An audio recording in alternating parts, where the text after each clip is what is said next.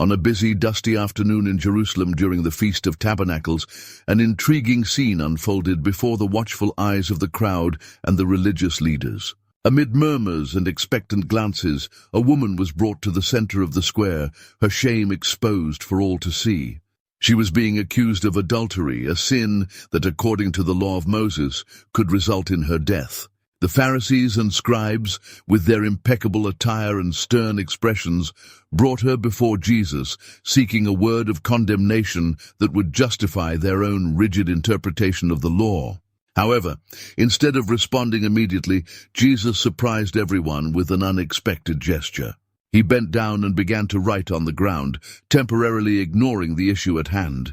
This mysterious act not only caught everyone's attention, but also laid the groundwork for one of the most remarkable and significant moments in the life and teachings of Jesus.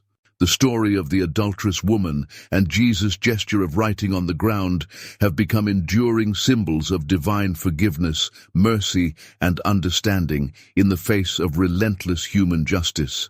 To better understand the story of the adulterous woman and Jesus' powerful gesture, it is important to consider the historical and religious context in which this event occurred. Jerusalem in the first century was a vibrant and culturally rich city, but it was also marked by political and religious tensions. The Jewish people lived under the rule of the Roman Empire, which generated feelings of resistance and the longing for a messianic liberator. In this context, Jewish religious law played a central role in daily life, dictating norms of conduct, rituals, and social practices. The scribes, as self-proclaimed guardians of the law, occupied a prominent position in Jewish society. They were the interpreters and enforcers of the law of Moses, responsible for maintaining religious purity and orthodoxy.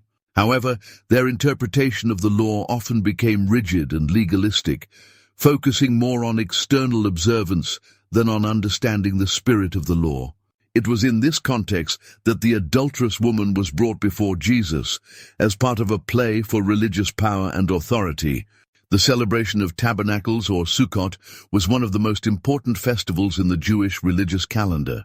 The tabernacle was a movable structure, a type of portable sanctuary used by the Israelites during their journey through the desert after their liberation from Egypt, as described in the book of Exodus. It served as the central place of worship and encounter with God, consisting of two main parts, the holy place and the Holy of Holies. In the holy place were the altar of incense, the table of showbread, and the pure gold lampstand. In the Holy of Holies, the most sacred place, was the Ark of the Covenant, which contained the tablets of the law given to Moses on Mount Sinai. The tabernacle symbolized God's presence among his people and was the place where the Israelites offered sacrifices and sought forgiveness for their sins. During this 7-day festival, the Jews built temporary booths called Sukkot in memory of their ancestors' wanderings in the desert after their liberation from Egypt.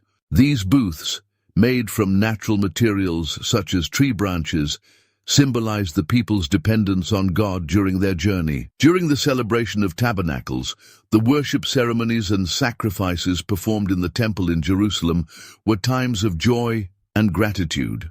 Families gathered together to celebrate the harvest and acknowledge God's faithfulness in providing for their needs. In addition, this festival had prophetic significance, pointing to the future restoration of Israel and the establishment of God's kingdom on earth. Amid this festive atmosphere, the Pharisees and scribes, the religious leaders of the time, set a trap for Jesus. Knowing of Jesus' compassion and his teachings that challenged traditional interpretations of the law, they brought a woman caught in adultery to him, gathering a crowd to witness the event. The goal was to put Jesus in a difficult position. If he agreed with the law of Moses, which required the stoning of adulteresses, he would appear insensitive to mercy. On the other hand, if he opposed the law, he could be accused of disrespecting religious traditions.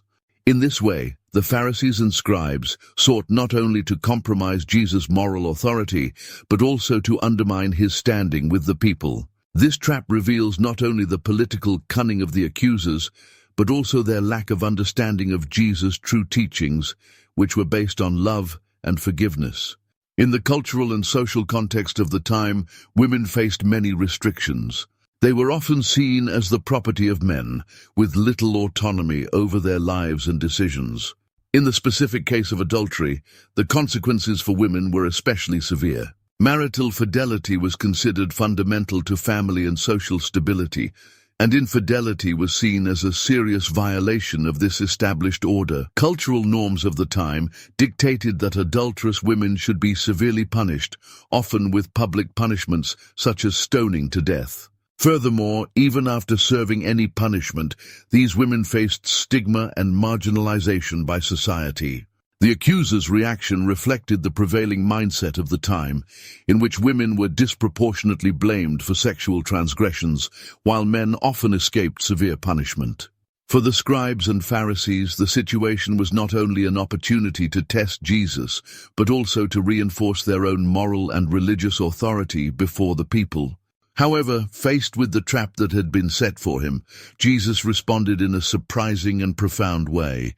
Rather than immediately engaging in the debate over the fate of the adulterous woman, he opted for a simple but meaningful gesture. He bent down and began to write on the ground. This startling act not only demonstrated his authority and mastery over Scripture, but also became a turning point in the narrative.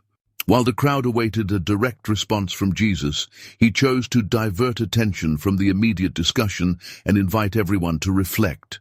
The act of writing on the ground paused the impending confrontation, creating a space for contemplation and self-evaluation.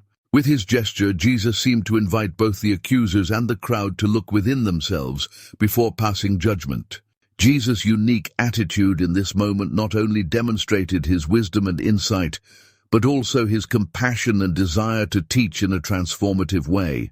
What he wrote on the ground remains a mystery, but the emotional and spiritual impact of this gesture is indisputable, marking a pivotal point in both the narrative and the life of the adulterous woman. Some theologians suggest that Jesus may have been making symbolic references to Scripture or the law of Moses itself, highlighting the need for a deeper and more compassionate interpretation. Others speculate that he may have been writing down the individual sins of his accusers, confronting them with their own hypocrisy. Regardless of what was written, the gesture itself conveyed a powerful message of introspection and reflection. At the same time, Jesus' action demonstrated his authority over the law and Scripture. His ability to rise above the legalistic interpretations of the Pharisees and scribes showed that he was not merely subject to the rules, but was their master. He not only knew the law, but transcended it. At this provocation, the air was filled with tension, as if time had stopped at that decisive moment. Jesus' eyes met those of his accusers, and he calmly asked aloud, "Let he who is without sin cast the first stone." These words cut through the silence like a sharp blade, piercing the consciences of the Pharisees and scribes present. The weight of hypocrisy and lack of compassion hung over them, making each stone they carried heavier. One by one, the accusers began to feel the weight of their own guilt, their consciences stinging them more than any stone could. The silence that followed was deafening, for none of them dared to claim a purity they knew was an illusion. Slowly, as if awakening from a trance, they began to retreat, their heavy footsteps echoing on the dusty ground. As the accusers walked away, Jesus' gaze followed them, filled with compassion and sadness for the spiritual blindness that had consumed them. In that scene of judgment and condemnation, he not only revealed the true nature of the law, but also the essence of its action of love and mercy. His defiant response exposed the hypocrisy of the religious leaders and confronted them with the reality of their own human frailty. In that moment, Jesus not only saved the life of the adulterous woman, but also offered an opportunity for redemption to all present, inviting them to look within themselves and find true justice, which can only come from a heart transformed by divine grace. Amid the stillness that had taken over the room, Jesus approached her with a serenity that seemed to radiate peace and compassion. His eyes expressed a deep empathy, an understanding that transcended words. He did not need many gestures to communicate what was in his heart. With a soft but firm voice, Jesus addressed the woman, whose eyes still reflected fear and shame for her past. He said, "Neither do I condemn you. Go and sin no more." Each word rang out like a melody of hope, a promise of renewal and restoration. It was as if in that moment the chains of the past had been broken and a new path opened before her. This statement from Jesus was an invitation to profound personal transformation. He not only absolved the woman of her guilt, but also called her to a new life. Jesus encouraged the woman to follow a new path, a path of righteousness and redemption. His eyes conveyed an unconditional love, an acceptance that surpassed any past mistakes or failures. It was as if, in that moment, she felt the weight of judgment and condemnation being replaced by a renewed liberation and hope. The story of the adulterous woman fits perfectly into the larger context of Jesus' ministry and its message of redemption, love, and grace. From the beginning of his ministry, Jesus emphasized the importance of love and mercy, challenging the religious and cultural norms of his day. He often clashed with religious authorities, not to abolish the law, but to reveal its true purpose and meaning. This narrative also invites us to reflect on the nature of God's law and its relationship to justice and mercy.